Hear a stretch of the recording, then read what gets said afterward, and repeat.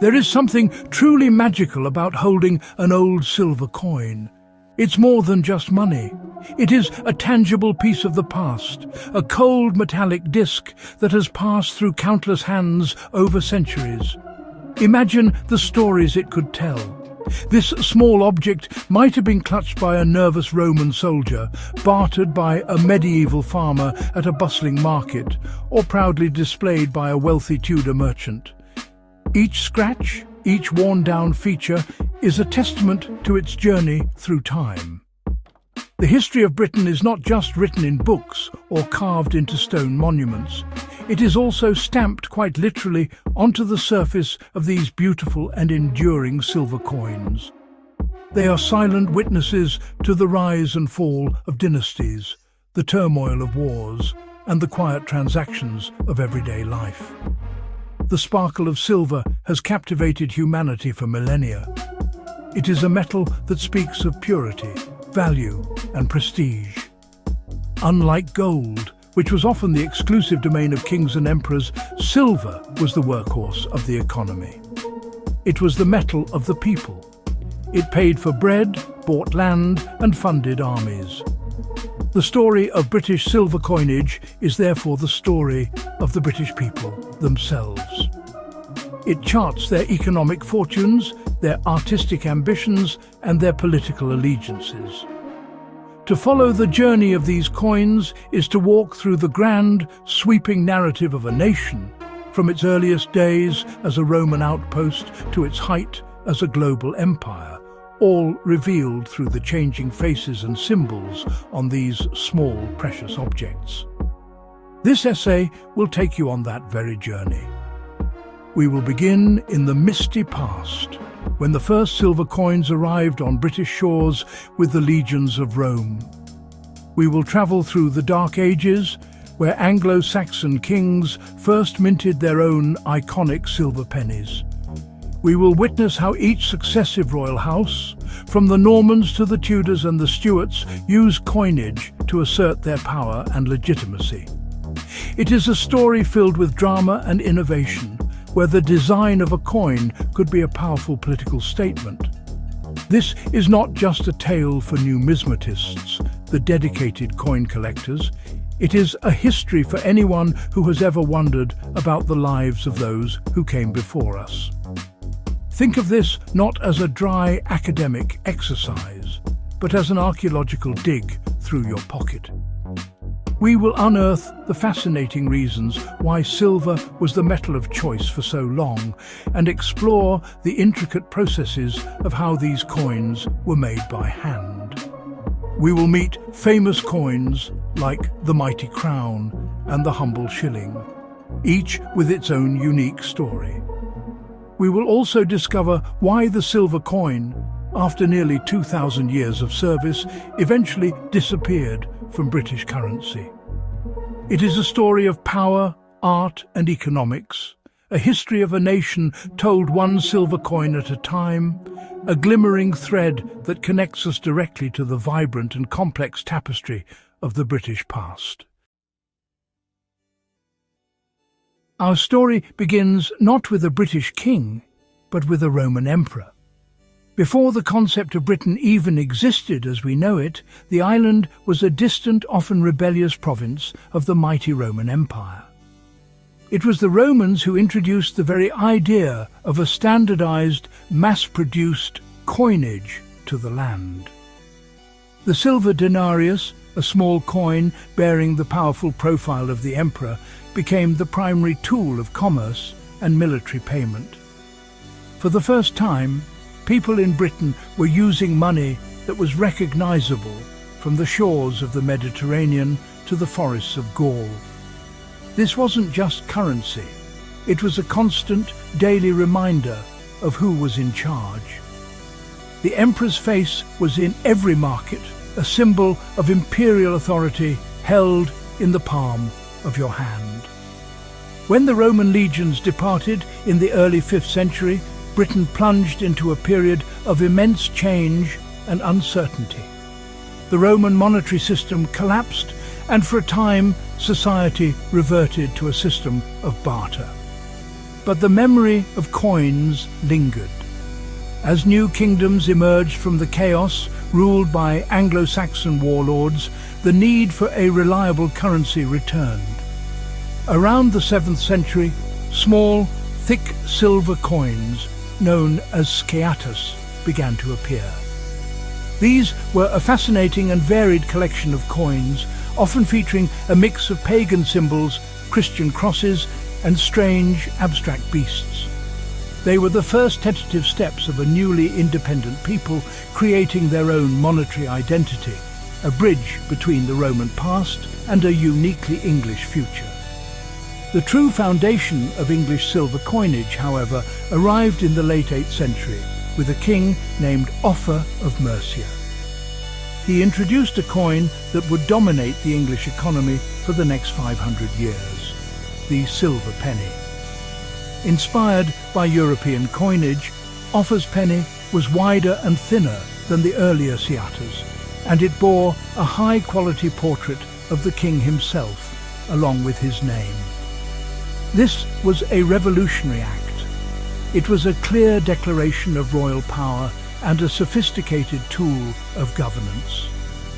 For the first time, a single, standardized silver coin was used across the different Anglo-Saxon kingdoms, creating a sense of shared economic and eventually political identity. The silver penny was born, and with it, the story of English currency truly began. The penny was a coin of immense value in its day. A single silver penny could buy a sheep or pay a skilled labourer for a day's work, making it far too valuable for buying a loaf of bread. For smaller transactions, these pennies were literally cut in half or into quarters, creating halfpennies and farthings, that is, four things. This physical act of cutting the coin is a powerful illustration of its intrinsic value. The silver itself was the money. These coins, stamped with the names of kings like Alfred the Great and Ethelred the Unready, were the lifeblood of the Anglo-Saxon economy. They funded the defence against Viking invaders and helped to forge the disparate Anglo-Saxon kingdoms into a single unified entity, England. The year 1066 brought a seismic shift to England. William the Conqueror's victory at the Battle of Hastings was not just a military conquest, it was a complete overhaul of the English establishment. And like all savvy rulers, William understood the power of coinage. He wasted no time in replacing the portraits of the defeated Anglo-Saxon kings with his own. The silver penny continued, but now it bore a stark, forward-facing portrait of the new Norman king, a symbol of his direct and uncompromising rule. The design was deliberately simple and powerful, a message to every person in the kingdom that a new master was in charge. The quality of the silver was strictly maintained, a crucial step in ensuring economic stability and confidence in the new regime. As England moved into the Plantagenet era, the silver penny remained the backbone of the currency. However, the designs began to evolve. A significant change occurred during the reign of Henry II, who introduced the short cross penny. This design, featuring a stylized portrait and a small cross on the reverse, was incredibly successful. In fact, it was so trusted that the design remained almost unchanged for nearly 80 years, spanning the reigns of Richard the Lionheart and King John. For the average person, the coin in their pocket looked the same, regardless of who sat on the throne. This consistency helped create a stable and reliable currency that was accepted not just in England, but across Europe, a testament to its quality. The next major innovation came in 1247 under Henry III, who introduced the long cross penny. The cross on the reverse was extended to the very edge of the coin. This was not merely an artistic choice, it was a clever anti-crime measure. A common problem at the time was clipping, where dishonest individuals would shave off tiny slivers of silver from the edge of the coin. Because the cross now reached the rim, any clipping would be immediately obvious. This simple design change helped to protect the integrity of the currency and demonstrated the Crown's commitment to fighting fraud. It was a visual guarantee of the coin's weight and value, rebuilding public trust in the money they used every day. During this long medieval period, the concept of the pound also emerged, though not as a physical coin. A pound was originally a unit of weight, specifically a pound of sterling silver, which could be made into 240 silver pennies. This is the origin of the British pound sterling. It was a direct link between the currency's name and its intrinsic metallic worth. Other silver coins began to be introduced, such as the groat, worth 4 pennies, and the half-groat, to facilitate larger transactions. The medieval world was slowly building a more complex monetary system, but it was all founded on the solid, reliable and ever-present gleam of the silver penny, the true anchor of the kingdom's economy. The arrival of the Tudor dynasty in 1485 heralded a new era of artistic expression and royal grandeur, and the coinage was no exception. Henry VII, the first Tudor monarch, introduced some of the most beautiful coins ever minted in England. He was the first king to be depicted in a realistic profile portrait rather than a stylized full-facing one. This was a Renaissance-inspired shift, presenting the monarch as an individual, a man of intellect and authority, not just a divine symbol. He also introduced the very first shilling coin, known as the testoon, and the magnificent gold sovereign. These coins were propaganda in metal, designed to project an image of a sophisticated, modern and powerful new dynasty, washing away the turbulence of the Wars of the Roses. His son, Henry VIII, is perhaps most famous, or infamous, for his impact on silver coinage. Driven by the immense costs of his wars and extravagant lifestyle, Henry began a process known as the Great Debasement. He secretly ordered the mints to reduce the amount of silver in the coins and replace it with cheaper base metals like copper. As the coins wore down in circulation, the copper would begin to show through, especially on the high point of the portrait, the king's nose. This earned him the unflattering nickname Old Copper Nose. It was a disastrous policy that shattered public confidence, led to rampant inflation, and proved that a monarch's reputation was directly tied to the quality of his money. The turmoil continued into the Stuart period. The 17th century was defined by the epic struggle between the king and Parliament, culminating in the English Civil War. This conflict was literally fought with silver. Both sides, the royalists loyal to King Charles I and the parliamentarians, minted their own coins to pay their armies. Some of the most fascinating coins from this era are the siege pieces. These were crude emergency coins made in besieged royalist towns like Newark and Pontefract. They were often not round, but diamond-shaped or octagonal, hastily cut from silver plates and stamped with basic designs. They are a raw, powerful testament to the desperation and chaos of a nation at war with itself. After the restoration of the monarchy with Charles II, coinage saw a huge leap forward. The old, slow method of hammering coins by hand was replaced by modern machinery. This new milled coinage produced perfectly round coins with intricate designs and lettered edges, making clipping and counterfeiting much more difficult. Charles II's silver coins, including the magnificent crown piece, featured a new, classically inspired portrait of the king with a laurel wreath, looking more like a Roman emperor than a medieval knight. This was a deliberate attempt to project an image of stability, order, and timeless authority after decades of civil war and republican rule. The coins declared that the monarchy was back, and it was more modern and powerful than ever before. By the late 17th century, England's silver coinage was in a state of crisis. Centuries of hammered coins were still in circulation, and many were so clipped, worn and damaged that they were worth only a fraction of their face value. The economy, as you might imagine, was suffering. To solve this problem, the government under King William III initiated the Great Recoinage of 1696. This was truly a monumental undertaking. All the old hammered silver coins were recalled and melted down to be restruck as new, fully weighted, milled coins.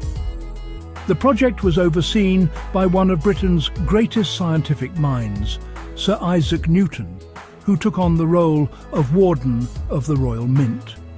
He applied his formidable intellect to rooting out corruption and improving the efficiency of the minting process. Now, this period also saw the firm establishment of one of Britain's most enduring national symbols on its coinage, Britannia. The figure of a helmeted woman with a shield and trident had appeared intermittently before, but from the reign of Charles II onwards, she became a regular feature, especially on copper coins. However, her presence was, well, felt across the currency. She represented the nation's growing maritime power and its sense of itself as a powerful, unified island nation. Britannia was not a monarch, but an embodiment of the spirit of Britain itself, strong, defiant, and ruling the waves. Her image on the coins helped to foster a sense of national pride and identity that was separate from loyalty to any single king or queen. Throughout the 18th century, under the Georgian kings, silver coins continued to be a staple of the economy. But a strange problem emerged: a chronic shortage of silver. Britain was on a bimetallic standard, meaning the value of its currency was based on both gold and silver. However, the official ratio between the two metals was misaligned with the rest of Europe. Silver was undervalued in Britain, so merchants found it more profitable to melt down British silver coins and sell the metal abroad for a profit. This led to a severe lack of official silver crowns, half-crowns and shillings in circulation, forcing people to rely on worn-out old coins and unofficial tokens for daily transactions.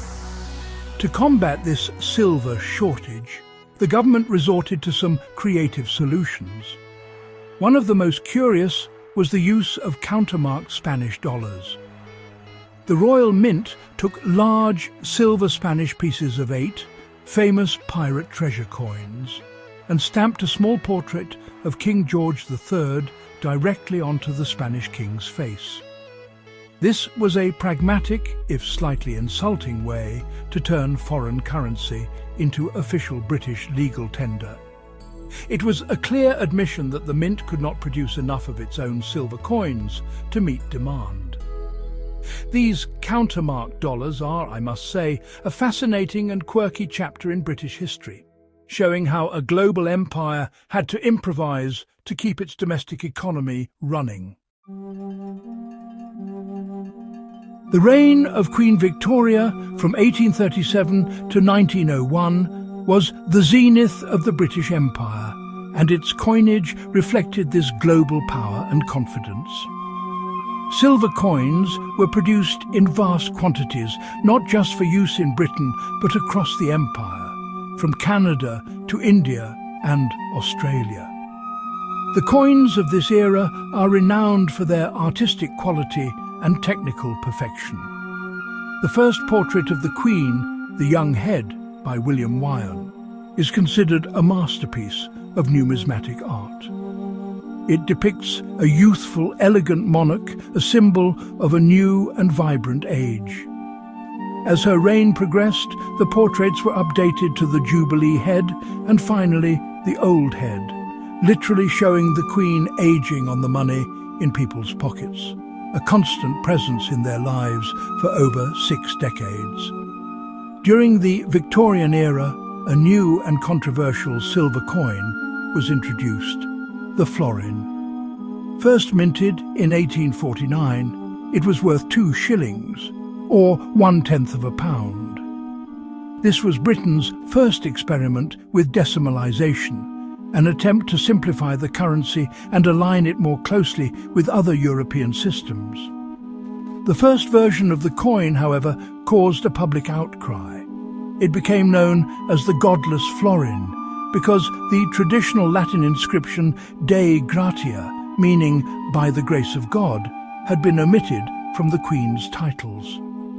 The public reaction was so fierce that the coin was quickly redesigned to include the missing phrase, a powerful reminder of the deep cultural and religious significance attached to even the smallest details on a coin. Silver coins were central to the life of every Victorian. A skilled worker might earn a few shillings a day, carefully budgeting their silver coins for rent, food, and clothing. The silver crown, a large and impressive coin, was too valuable for most daily transactions and was often kept as a showpiece or a store of wealth. Shillings and sixpences, however, were the workhorses of the economy. They were used in shops, pubs and factories across the land. The sheer volume of silver coinage produced during this time speaks to the booming industrial economy and a growing population that relied on this tangible form of money for every aspect of their existence, from buying a train ticket to placing a bet at the races. The silver in these coins was sourced from all corners of the globe, a direct link to the empire itself. Silver from mines in the Americas, Australia and other territories was shipped to London, refined and struck into coins at the Royal Mint before being distributed back out across the world. A shilling spent in a London market could very well be made from silver mined thousands of miles away. This made Victorian silver coinage a true symbol of imperial reach. Each coin was a small, gleaming advertisement for Britain's industrial might, its artistic prowess, and its unparalleled global dominance. It was the currency of an empire on which the sun, it was said, never set. Of all the British silver coins, none has a longer or more storied history than the penny. For over 500 years, it was the only coin minted in England. Its name is woven into the fabric of English life and language, appearing in nursery rhymes and ancient sayings. Originally a solid silver coin of significant value, it was the foundation upon which the entire monetary system was built. Even after larger coins were introduced, the silver penny continued its journey, shrinking in size over the centuries as the value of silver increased. It survived the Norman Conquest, the Black Death, and the Reformation, a tiny but resilient witness to 1,000 years of history. Its legacy continues today in the name of the modern decimal penny, though its precious metal content is long gone. Another iconic silver coin is the shilling. First introduced as the testoon in the late Tudor period, it became a cornerstone of the currency for over 400 years. Worth 12 pennies, the shilling was the perfect mid-value coin, ideal for paying wages and settling everyday accounts. Its name is thought to derive from an ancient Anglo-Saxon word, silling, meaning to divide, possibly referring to a division on a stick used for accounting. The shilling featured the portrait of every monarch from Henry VII to Elizabeth II, making it a fantastic miniature gallery of British royal history. For Americans, a fun fact is that the shilling was widely used in the American colonies before the Revolution, where it was often called a bob. At the grander end of the scale was the silver crown. This was a large, heavy and impressive coin, typically worth 5 shillings. First minted in the reign of Edward VI, it was often more of a commemorative piece than a coin for daily circulation. Its large size provided a magnificent canvas for artistic and political statements. The famous 1658 crown of Oliver Cromwell, the Lord Protector, is a prime example, featuring a powerful non-royal portrait. Later crowns, like the magnificent Gothic crown of 1847, are considered among the most beautiful coins ever produced. The crown was a statement piece, a symbol of national prestige that you could hold in your hand, its weight and substance conveying a sense of power and stability. Between the shilling and the crown existed a whole family of useful silver coins. The sixpence, worth half a shilling, was a particularly beloved coin, often associated with good luck. It was a tradition for a bride to wear a sixpence in her shoe on her wedding day. The half-crown, 2 shillings and 6pence, and the florin, 2 shillings, were also vital parts of the monetary landscape for centuries. Each of these coins had its own nickname and place in society. Together, they formed a complex but functional system that served the needs of everyone from the poorest farm labourer to the wealthiest aristocrat, all based on the trusted and universally accepted value of solid silver. The beginning of the end for British silver coinage came with the First World War. The conflict, which raged from 1914 to 1918, placed an unimaginable financial strain on the nation. Britain had to borrow vast sums of money and buy enormous quantities of war materials, often from the United States. To help pay these debts, the government needed its precious metals.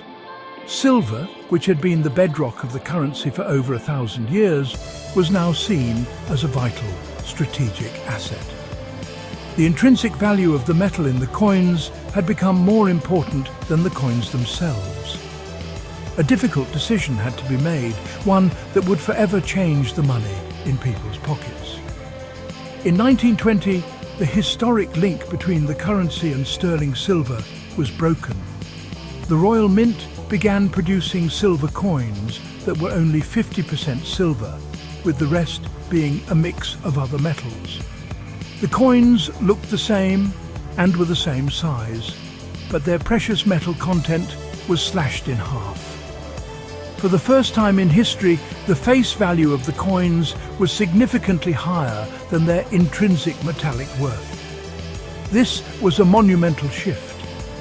The money was no longer valuable because of what it was made of, but because the government declared it to be so. It marked the transition from commodity money to modern fiat currency. The final nail in the coffin for circulating silver came after the Second World War. The country was once again financially exhausted and deeply in debt. The need for silver for industrial purposes, particularly in the burgeoning fields of photography and electronics, was also increasing, pushing up its price. In 1947, the government made the decision to remove silver from the coinage completely. From that year onwards, coins that had once been silver, the shilling, the florin, the half-crown, were instead made from an alloy of copper and nickel, known as cupronickel. They retained their familiar designs and sizes, but the gleam of precious metal was gone, replaced by a duller, more utilitarian shine. The Silver Age had officially ended. The old silver coins did not disappear overnight. They continued to circulate alongside their cupronickel replacements for many years. However, people quickly realized the difference. Many began to hoard the older, more valuable silver coins, a phenomenon known as Gresham's Law, which states that bad money drives out good.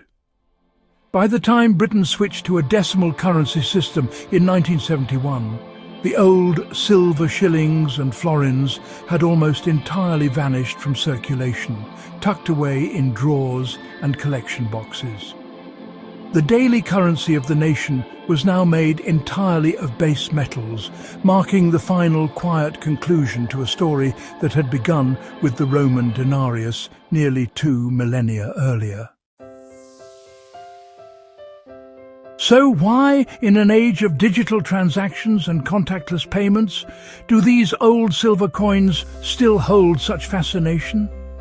The answer lies in their power to connect us to the past. Holding a silver crown of Queen Victoria or a humble penny of Henry II is a profoundly personal experience. It collapses time, allowing us to touch an object that was part of the everyday lives of our ancestors. These coins are not just currency. They are historical artifacts, miniature sculptures that carry the portraits of long-dead monarchs and the symbols of a nation's journey.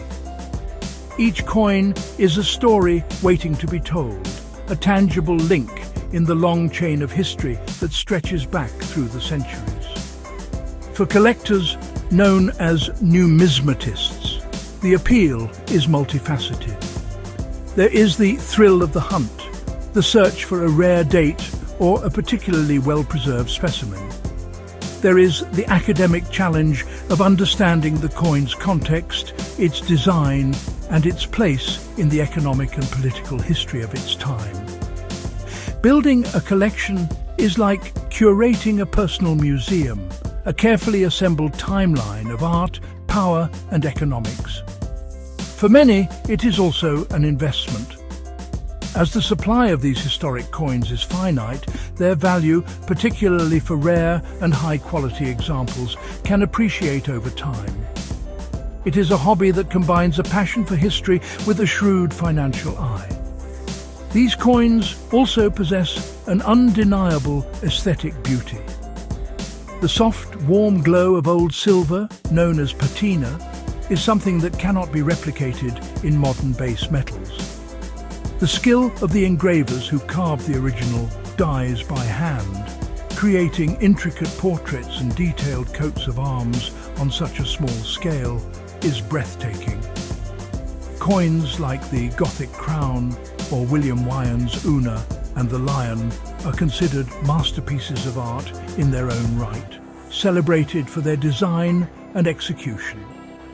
They are a reminder that even the most functional objects can be imbued with incredible artistry and style, reflecting the cultural ambitions of the era in which they were made. Ultimately, we cherish old silver coins because they are real.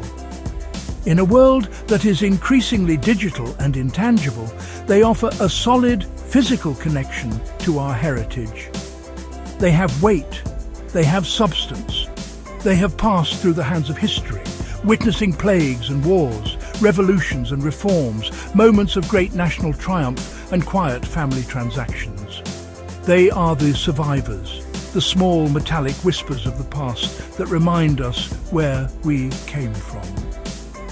Whether you are a dedicated collector or simply someone who stumbles upon an old shilling in a grandparent's drawer, the enduring allure of British silver is the allure of history itself. A story of a nation, stamped in silver, that you can hold in the palm of your hand.